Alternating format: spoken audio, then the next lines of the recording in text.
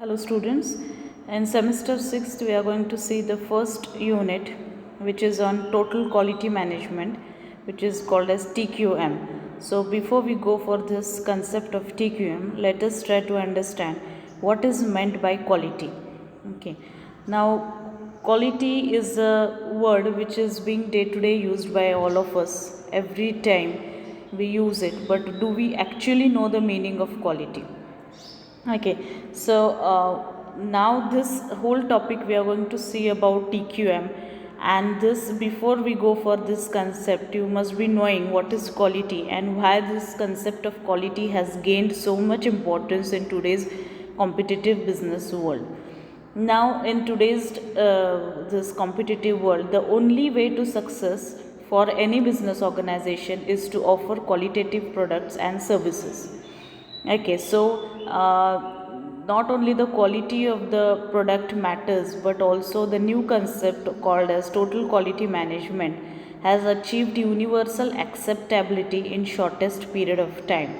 And this is the recent development in management science which is increasing the attention of quality and emergence of TQM, that is total quality management. So coming back to the question that what is quality. So as I said that every day we make use of this word quality whenever we go to market, we purchase the product. Before purchasing, we assure about the quality of the product. We again and again ask the seller about whether this product is qualitative or not. So what is meant by quality actually? So most of the you know set of when you purchase a product, for example, if you go for purchasing a washing powder, now what is your intention behind purchasing it? Because you want to wash your clothes and you want to get your clothes cleaned, the dirt of those clothes should go away and you should get a new shine look to your clothes. Okay, if that need is satisfied by making use of that washing powder, then what you say that this washing powder has satisfied me, my need is being satisfied because of this. By using this washing powder, my clothes are having a new shining look and their all dirt is being washed away. Okay, they are now looking very clean. Okay, that time when you are satisfied, what is your remark on it? You say that this particular washing powder, it may be XYZ, whatever name it is a qualitative product according to me. Okay, so what is quality? Quality means a need oriented characteristic. That means whenever your need gets satisfied because of that, making use of that product, you say that this is a qualitative product. For example, if you purchase a chocolate, you consume your chocolate and you feel that this chocolate was really very chocolatey and yummy, then you say that this chocolate, I liked it a lot and this is a qualitative chocolate, because your need of getting that yummy chocolatey taste, sweet taste, has been satisfied because of that chocolate or Cadbury, right? So according to you, it's a qualitative product.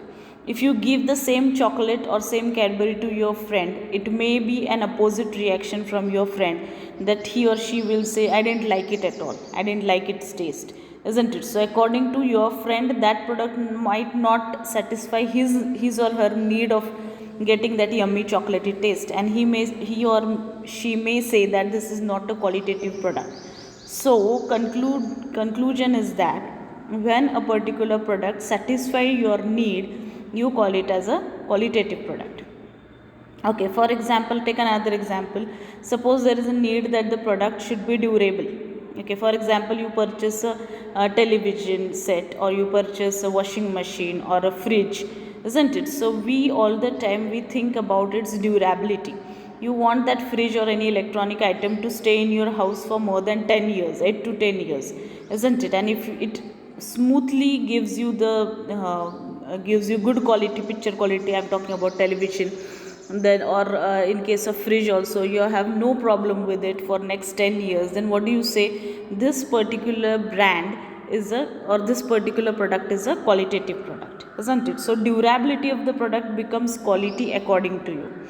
Along with durability, some people expect that the product must have an attractive design. Okay, so then attractiveness in addition to durability will be quality. Okay, even if you think that the product should be user friendliness, isn't it? So along with durability, attractiveness, user friendliness, etc., this is another added need or characteristic of that product. And then if you get all those needs satisfied from that product, what do you say? It's a qualitative product. Okay, so in short, quality is made up by set of need oriented characteristic. Okay, so now we are going to see what is the definition given by Philip Crosby. According to him, quality is conformance to requirements. That is whatever we discussed it right now. That if my requirements, if my needs or my demand or my expectation from that particular product are satisfied, you call that product as a qualitative product. Second one definition is given by John Stewart. He says that quality is the sense of appreciation that something is better than something else, and it changes in lifetime and from generation to generation. Now what does this mean? Whenever we go to shop and we purchase a product, we compare 2-3 products together, because the sales personnel will show you variety of products, right? Some are of premium quality, some are of low quality, some are of substandard quality, isn't it? So he will keep in front of you a variety of choices of quality products, and then he will tell you that this quality is better than this is better than this, and then he'll show you the last premium quality product, and then he will tell you that this is the best quality among the rest of the products, right? So what is quality? Quality means something is better than something else. When you are comparing 2-3 products, when you find that one particular product is the best among rest of them, that is also called as quality. Okay, this is half part of the definition. Further, Stewart says that it changes in lifetime and from generation to generation. Now here it means that whatever, when we were kids, at that time, for example, we were loving the chocolate. For example, eclairs was a chocolate which you loved a lot when you were a kid, isn't it? So because when you were a kid, that time when you ate that chocolate, you felt that it was the most yummy and chocolatey taste which satisfied you a lot, and therefore you used to frequently purchase that chocolate from your parents, relatives, or you used to go to shop yourself and get it because you loved it. Okay, but now you have grown up. Okay, the same chocolate, when it is offered to you at this age after 10 years, for example, then you will say, now it may happen that you will say, I don't like this chocolate anymore. I used to eat it when I was child, isn't it? I don't like its taste now. Now what happened? The chocolate which you used to love it in your childhood, now you are rejecting it because according to you, now it doesn't satisfy your need, isn't it? Now some other chocolates or other Cadbury's are much more qualitative than your earlier chocolate, isn't it? So it changes. Further, again, when you become an adult or you grow up, isn't it? Again, your choices may change. You may not like those things, or again you may start liking your eclairs chocolate back again. It may happen. So it changes from life to time. In the period of your lifetime, certain stages come where you don't like the product, all of a sudden you start liking it. Okay, and next part is from generation to generation. If you see and consider the generations, whichever products your parents like, you don't like it, then your next generation may don't like it, isn't it? Earlier generations used to like simple biscuits, isn't it? They were happy with Parle-G also. Today's generation want Good Day, they want some chocolatey, they want some dry fruits in it, they want liquid chocolate in it, isn't it? So through lifetime, from generation to generation, the quality has been changed, or the expectation from those products have been changed. So quality means something is better than something else, and it changes from lifetime and it changes from generation to generation as well. Okay. And then now we are going to see what are the different types of qualities. So in that, the first type is transcendent quality. Now what is transcendent quality? It is subjective in nature. Now with the example itself, I would like to explain it. Now suppose you along with your friends go to a museum to watch the art pieces, or you go to a movie to watch a movie, okay, and during the movie you get different reactions from your friends. Some of them will say that the movie is too good, the direction is good, the music is melodious, everything is so very good. Some of your friends will say, I didn't like this movie at all, I'll better walk out of this theater as soon as possible, I can't tolerate this anymore, isn't it? Now what is this? These are the two contradictory reactions about that movie from two different people, isn't it? This is called as transcendent quality. That means there is a lot of variation in the reactions of people. Each individual is having a unique perception about that movie, okay, about its quality, about its acting sense, about its music. Some may like it, some may don't like it, isn't it? This different perception of an individual is called as transcendent quality, okay.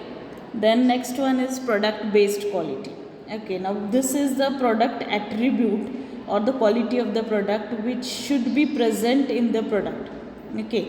That means in every product we expect certain attributes or qualities, and if those qualities are absent in that product, then what do we say? We say that this product does not have quality. For example, when you purchase a pen, a ball pen, simple ball pen, we expect the smooth flow of ink, isn't it? And your writing should be very smoothly done without, you should not feel that you don't need to press your ball pen frequently, isn't it? Then you say that this is a qualitative pen, okay. Then take another example. In case of fruits and vegetables, which fruits and vegetables do we prefer?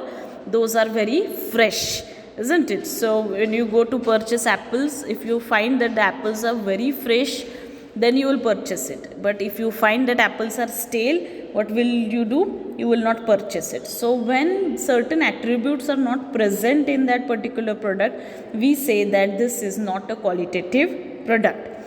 For example, again, when you find that you are writing with the pen where the ink is not smoothly, you don't get the ink smooth flow of your ink, it's interrupting in between. So what do you say? This pen is not a qualitative one, better I'll get another pen, isn't it? So many a times, these attributes are taken as adjectives, okay. So when you purchase a tissue should be a soft one. Candy should be a sweet one, isn't it? These are the other examples. So this is called as product based quality. This is the quality where you expect that certain attributes or characteristics should be present in that product, okay. Then next is user based quality. This means that a user expects certain things from the product, okay. When these expectations are fulfilled, he or she will say that this is a qualitative product. For example, when you purchase a detergent powder or a detergent soap, and you find that your clothes are washed very, all the dirt has been washed away and your clothes look very clean, bright and new look they have got, then what do you say? We call it as a qualitative product, okay. Take another example. If you purchase a new bike and your bike gives a very smooth ride, good average per liter of fuel, we say that it's a qualitative bike, isn't it? So this is user based quality, where all your expectations while using that product are satisfied by using the product, then you say that this is a qualitative product. Next is manufacturing based quality. This is the quality where you have to confirm whether the produced product is according to the specifications or blueprint. That means whenever you go for production process, before you start the production process, your sample product is ready, okay. That is your blueprint. That means the size, shape, color, thickness, everything has been decided, and that is your sample product, okay. So whenever you start your production, what do? Each of the product you compare it with the sample product, or it is called as blueprint also, as per the design specification, whether your production has been undertaken or not. So if the match is very closer between the intended product and the actual one, then it is called as having a higher manufacturing based quality, okay. So while manufacturing, whatever quality is expected from that particular product, it is called as manufacturing based quality. Then last one is value based quality. Now this is supposed to exist when customers feel that they have got good return for the money which they spend. I mean, they don't regret for buying that product, and they think that the satisfaction which they have got from purchasing the product, the value which they have got it from purchasing the product, is much more greater than the price paid for that product.